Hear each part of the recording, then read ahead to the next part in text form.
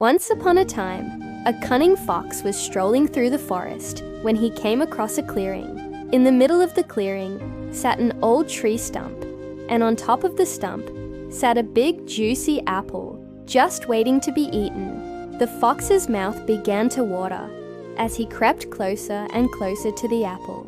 But just as he was about to pounce, a deep voice boomed from above him. "Hold, thief! Where do you think you're going?" The fox froze. He slowly lifted his head up and stared in disbelief at the source of the voice, the moon.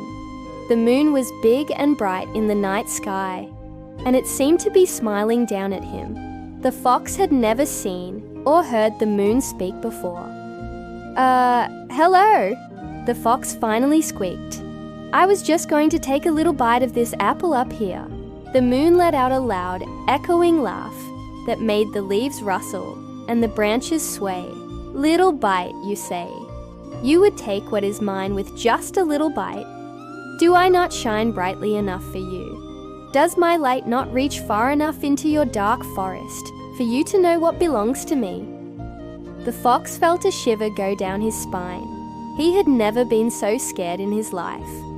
"Oh no, Your Honor," the fox stammered. "Of course I knew it was yours. I'm so sorry. Please forgive me."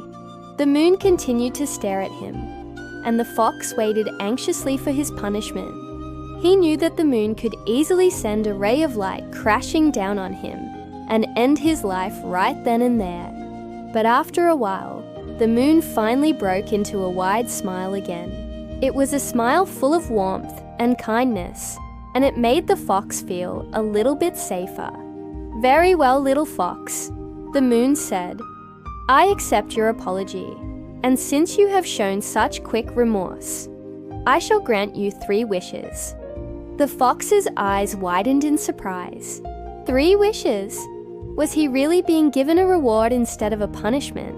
The moon explained that each wish would require the fox to retrieve an object from somewhere in the forest, and with that, the moon began to fade away until it was just a sliver in the sky. The first sliver glowed a bright silver, and the fox knew that meant it was time to make his first wish. He thought long and hard about what he wanted most. For a moment, he considered asking for all of the apples in the world, but then he thought that might be a bit greedy. He could ask for the forest to be his forever. But then he thought of all the other animals that lived there, and decided that was not fair either. In the end, the fox decided to ask for something only he could enjoy. He wished for a cozy den, filled with soft blankets and pillows, where he could curl up and sleep after a long day of playing. As soon as he said the words, the forest around him began to shimmer. The trees bent down and formed a circle, their roots intertwined and created a roof over his head. Twigs and vines grew upward and wove together to form a thick, leafy wall. Before he knew it, the fox had a den all to himself, one that was tucked away and hidden from everyone else in the forest. The fox spent the whole day playing and napping in his new den. He loved having somewhere he could call his own, somewhere he could relax and feel safe. A few days later, the sliver of the moon glowed a bright gold, letting the fox know it was time for his second wish.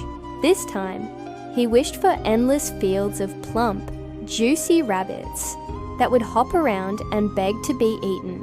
As soon as he finished his wish, the forest shimmered once more, and the rabbits appeared, hopping around and playing, just as the fox had imagined. Every night the fox feasted on the juiciest and plumpest rabbit he could find. He ate until his belly was round and full, and he didn't have to hunt or work for his food. For many nights, the fox enjoyed his cozy den and his endless supply of rabbits. But after a while, he began to get bored. He was lonely, and he missed the company of the other animals in the forest. He realized that having all of the food and all of the comfort in the world wasn't worth it if he had to be alone. When the moon glowed red one night, signaling it was time for his last wish, the fox knew exactly what he wanted. He wished for the forest to be as it was before, for the rabbits to go back to their burrows, and for the trees to go back to their places. He wished for everything to be as it was before he met the moon. As the moon faded away, the forest shimmered one last time, and the fox found himself back in the clearing with the apple tree stump and the one big juicy apple. The fox took a bite of the apple and smiled. It was sweet and delicious, just like he remembered. And for the first time in a long time, the fox felt truly happy.